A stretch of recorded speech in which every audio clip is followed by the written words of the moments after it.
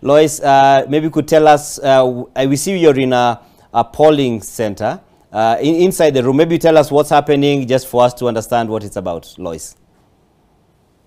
Good afternoon, Dan. I'm at Kapseret constituency, one of the constituencies that comprise the 6 that makes the county of Uasin Gishu. Already we know the county of Uasin Gishu has slightly above 500,000 registered voters. And here at Kapseret constituency, we have around 74,000 registered voters. And we're at this particular polling station where, Dan, we can see a bit of activity, quite a contrast from some of the polling stations that we have come from, where we could see there was near nil or little activity. So this is quite impressive. We can see members of the public, voters from Kapseret constituency just queuing and taking to their democratic right of taking to the ballot. So there is a bit of activity here. Just to note, Kapseret constituency will be having a race on its own of the member of a National Assembly docket. The current member of National Assembly is Oscar Sudi, and he is seeking to defend that seat on a UDA ticket. But Sudi has also encountered a bit of work to do because still on the same ballot we have 2 independent candidates. One is Frank Murgor, and we also have Pauline Tuwei.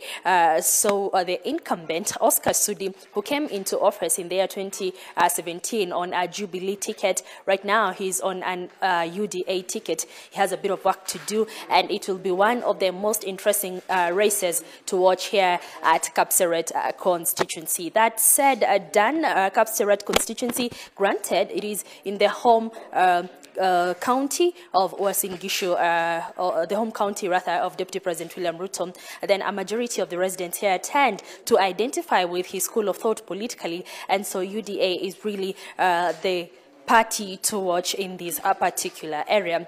So in the next few hours, we will keep going around. Earlier, we were at Kesas constituency where the pictures were pretty much the same. A few members of the public streaming in to take to the ballot box. And this is not unique to the county of Uasin Gishu. We're getting reports that even from other parts of the country, the numbers have not been as impressive.